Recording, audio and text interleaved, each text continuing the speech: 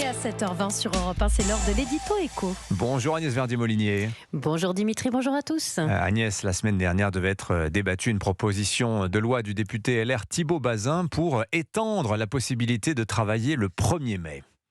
Et oui, le 1er mai est le seul jour férié et obligatoirement chômé en France parmi nos 11 jours fériés.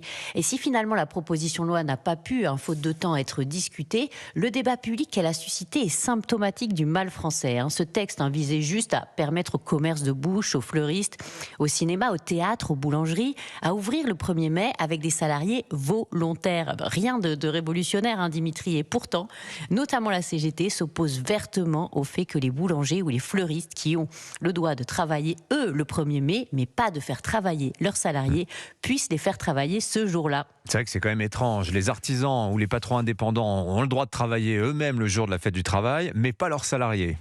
Et oui, c'est étrange, et c'est surtout unique en Europe.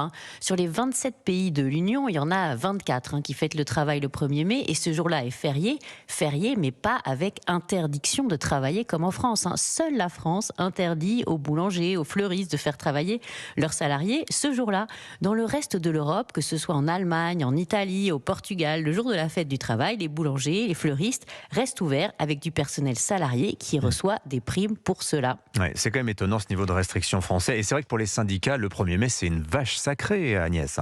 Et oui, nous le savons tous, les syndicats français, tout en étant pour l'interdiction de travailler pour les salariés des fleuristes, vendent même du muguet le jour de la fête du travail, sans avoir l'obligation d'ailleurs de payer des taxes dessus. Il y a d'ailleurs une réglementation qui dit qu'il ne faut pas qu'il s'installe devant quand même un fleuriste qui lui-même pourrait être ouvert sans salarié.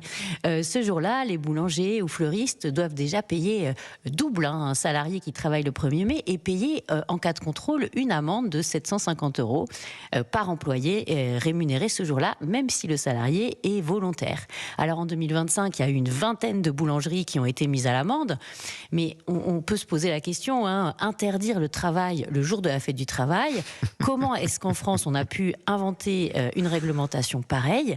Et peut-être qu'à un moment maintenant, on est en 2026, pour fêter le travail, est-ce qu'on ne pourrait pas justement autoriser le travail le 1er mai? Bonne question, en effet. Merci beaucoup Agnès Verdier-Molinier. Vous m'avez mis des odeurs de muguet dans le nez, là. Oui, ça y est, c'est sympa. Des envies de 1er mai. Merci beaucoup Agnès, bonne journée à vous. Merci à vous.